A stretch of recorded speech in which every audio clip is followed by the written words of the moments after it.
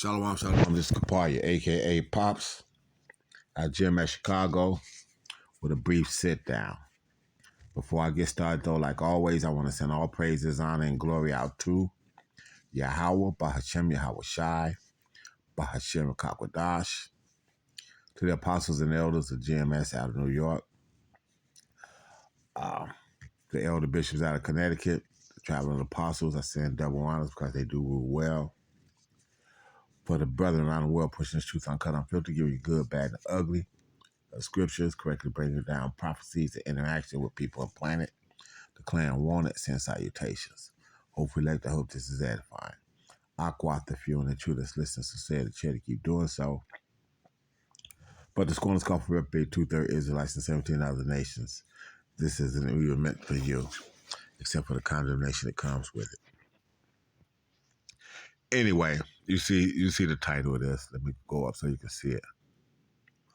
Okay, you see the titles on this. You know what it is. You know who these people are, whatever the case might be. These are the issues. Okay. So now, with that being the case and all this other kind of stuff, you see answers being questioned, answers answered by blah blah blah. Okay. Uh, uh, uh, Victor S. Appel. Blah blah blah. Anyway, so I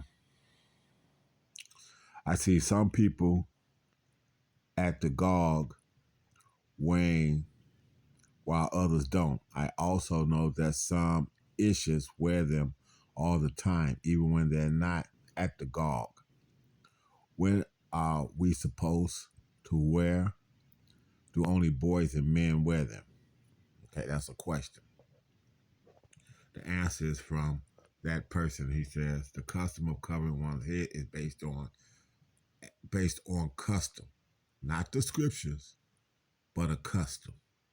Now, I can be well enough to show you that the head was covered by us, the real people of the scriptures, when in mourning at times, okay, and when in mourning, all right, but never when praying and never when prophesying.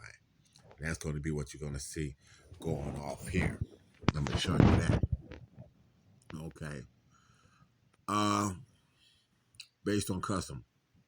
A Mihag that first appeared during the period roughly from the beginning of the Common Era to 500, while there were no references to this in the Torah or explicit statements in Ish's legal sources about covering the head, but it's actually in the scripture. Among some fakes, this custom was taken on the force of, okay, among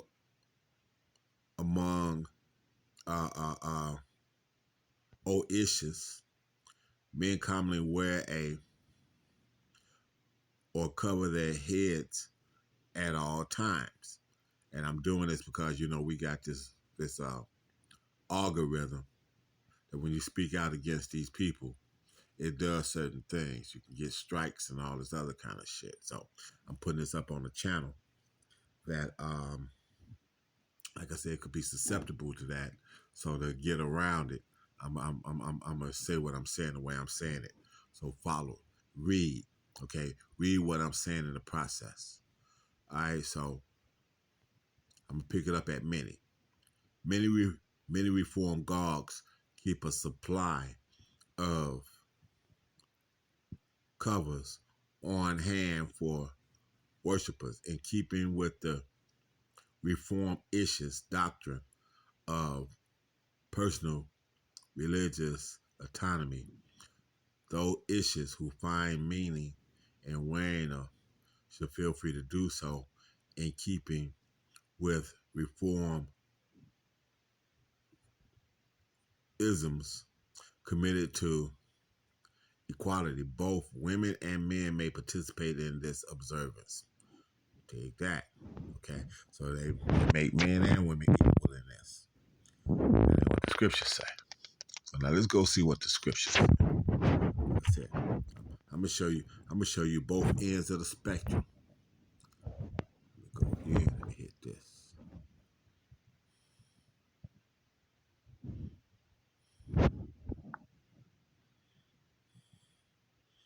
Okay. Pull this up because we're gonna read it. We're gonna look at it in context.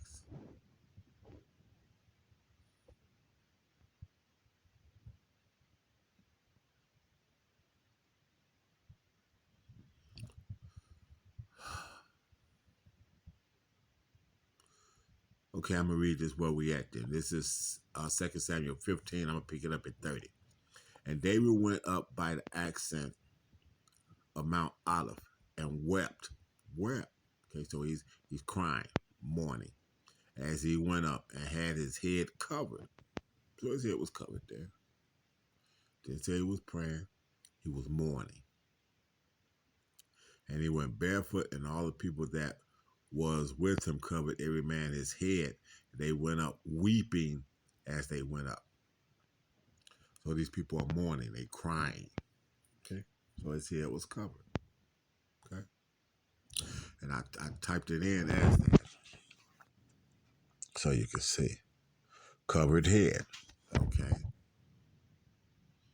Okay. So David was doing it here and whatnot.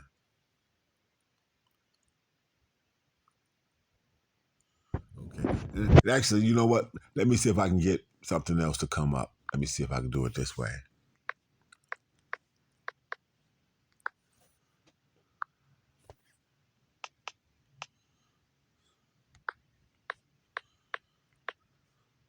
Let me see if this is going to put up more. Now, see, so shall cover your head as it being stated as an order or whatever. Don't say that.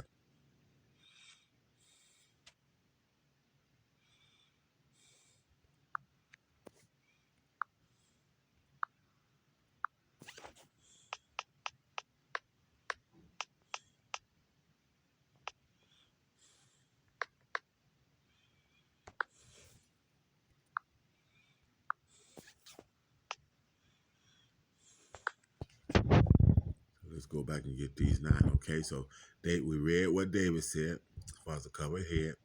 Okay, now let's go here, Esther. Pull it up.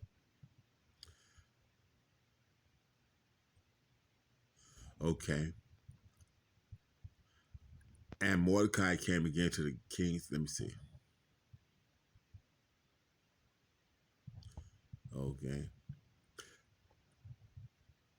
Actually, I'm going to start at Esther 6 and 11. Then took Haman the apparel and the horse and arrayed Mordecai and brought him on horseback through the streets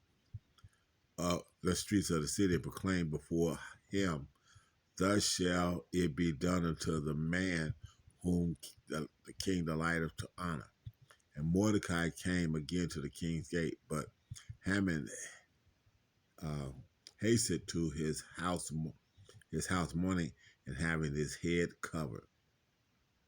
So Haman ran to his house mourning and having his head covered. Okay? You can read this whole story and see why was he mourning. Okay? And was what it was. Okay? So mourning. Let's go again. Okay? And you gotta really read that story so you can see, the irony of what's going on in that particular story. Okay, let's see. Nope. Head covered in that one. That's Psalms now. So now, go to Jeremiah, my mistake. Jeremiah 14 and 3.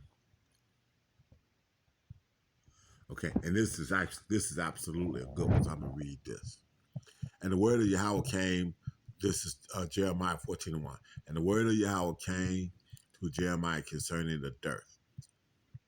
Judith mourneth, and the gates thereof languish. They are black into the ground, and the cry of Jerusalem go up. So when you see these issues and all this black, they're wearing this black trying to be true to this scripture here.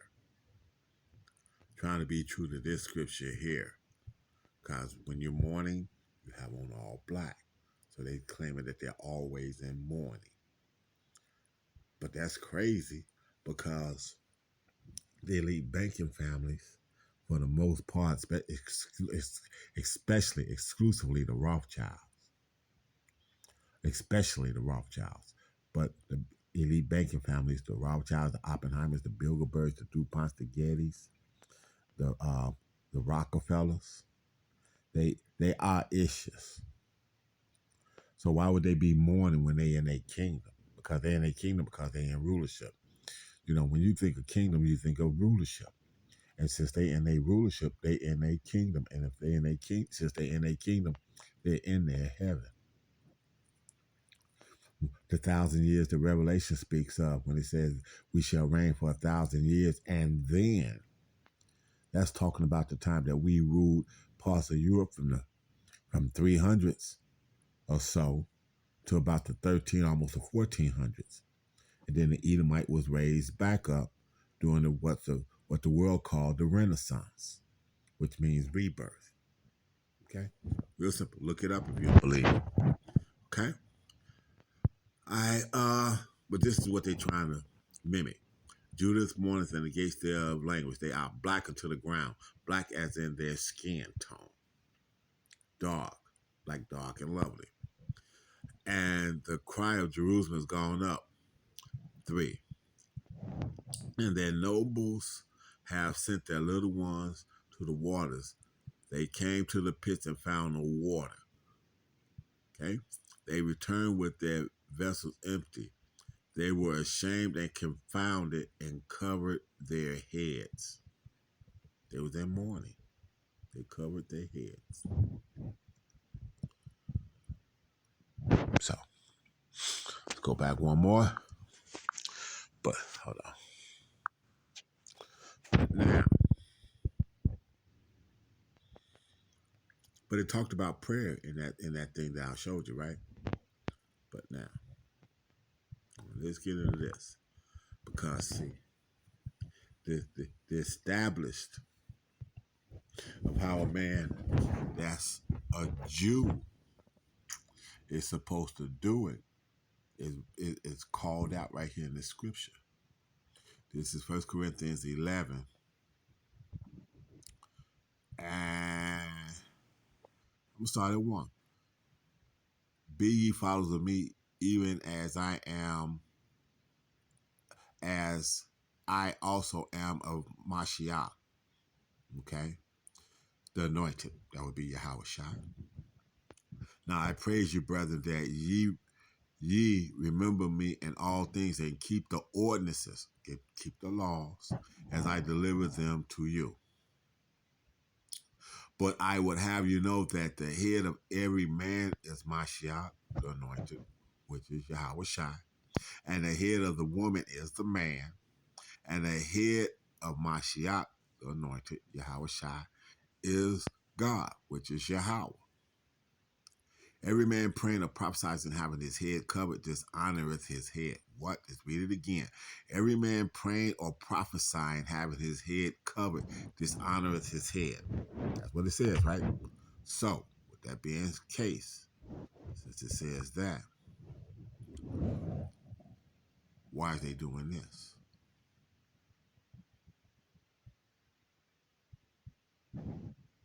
Why are they doing this?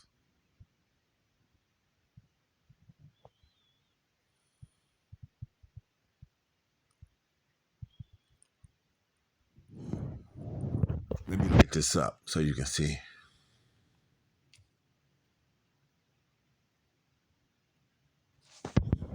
Okay, see this?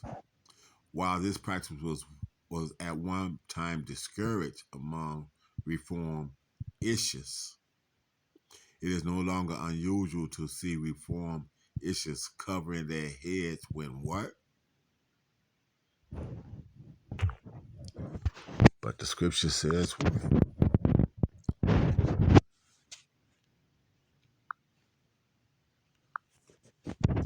every man praying or prophesying having his head covered dishonoreth his head. But every woman that putteth or prophesies with her head covered, uncovered, dishonoreth her head. For that is even all one as if she was shaven. So it's like she shaved her head. For if the woman be not covered, let her also be shorn.